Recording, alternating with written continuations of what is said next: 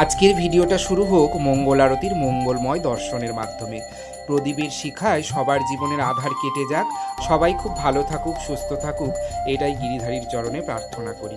সবাই কেমন আছো অবশ্যই কমেন্টে জানিও। আর আজকে আমার কিন্তু একটা বিশেষ খুশির দিন, যেই দিনের অপেক্ষা আমি এতদিন পর্যন্ত কিন্তু করেছিলাম। অর্থাৎ আমি এতদিনে কন্টেন্ট মনিটাইজেশনটা কিন্তু পেয়ে গেলাম। তো আমার যে কোনো কাজের ক্ষেত্রে কিন্তু রাধারানী কিন্তু অনেক পরীক্ষা নেন, যেটা সবার অনায়াসে হয়ে যায়, সহজেই হয়ে যায়। আমার কিন্তু রাধারানী অনেক পরীক্ষা নিয়ে তারপর কিন্তু অনেক হয়তো আমাকে অপেক্ষা করিয়ে অনেক ধৈর্যের পরীক্ষা নিয়ে তারপরে রাধারানী কিন্তু সেই বস্তুটা প্রদান করেন। তো যাই হোক, একটা সময় তো আশা ছেড়েই দিয়েছিলাম, হয়তো আমার মধ্যে কিছু ভুল আছে বা খামতি আছে, যে কারণে কিন্তু আমি কন্টেন্ট মনিটাইজেশনটা পাচ্ছিলাম না। সব কিছুই পেয়ে গেছিলাম, শুধু কন্টেন্ট মনিটাইজেশনটা বাকি ছিল। তো আজকে নিতাই চাঁদের কৃপায় সেটা পেয়ে গেলাম।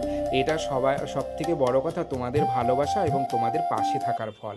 তো আজকের কিন্তু সকালের অর্চন শৃঙ্গার সমস্ত কিছু হয়ে গেছে, না ভুল বললাম, শৃঙ্গার আজকে কিন্তু আমি পরিবর্তন করিনি। আজকে অর্চন করে সকালে চিরার পুষ্পান্ন দিয়ে কিন্তু বাল্যভোগ লাগিয়েছি। এবার তারপরে গতকালকে তো ছিল এক বাড়িতে ভোগ মহোৎসব, তো সেখান থেকে এসে অনেক কাপড় চোপড় হয়। দেখো, আমাদের নিত্যদিনের তো প্রত্যেকের স্নানের এক গাদা তো কাপড় চোপড় থাকে। এবারেও আমি যখন কোনো জায়গা থেকে উৎসব অনুষ্ঠান করে আসি, আসার পরে এত কাপড় চোপড় হয় যে এক এক সময় বাড়িতে কাপড় মেলার আর জায়গা থাকে না। তো ফাঁকা বারান্দা যেগুলো থাকে সেই বারান্দার উপরে কিন্তু কাপড়গুলো নেড়ে দিয়ে রাখি, হালকা বাতাসে কিন্তু সেগুলো সব শুকিয়ে যায়। তো বাড়ির কাজকর্ম তো সেরে নিয়েছি। এখন আজকে আমাদের এখানে তোমরা তো জানো শুক্রবার সাপ্তাহিক হাট। তো আমি এসেছি একটু বাজার করতে।